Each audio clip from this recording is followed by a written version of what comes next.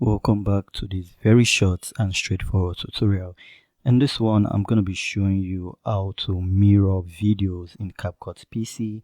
That is to say, how to flip your video horizontally. Like, for instance, you can see they are both placed in the side of the screen. We can flip them to this side of the screen very easily, and it won't take time at all. So to do that, you have to click on your video. You import your video to the timeline.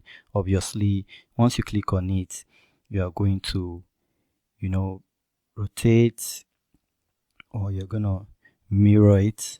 Let me use mirror, not rotate. So we just click on that.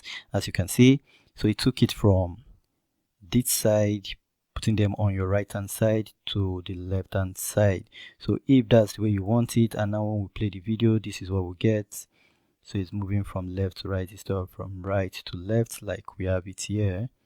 As you can see, the man was on the right here, but then after mirroring it, it's now on the left. So that's just a very simple way of mirroring video in CapCut PC for better editing. If you need your object or subject to a different part of the screen, you can do it in CapCut PC. I hope this was interesting. I'll see you on the next one. Stay blessed.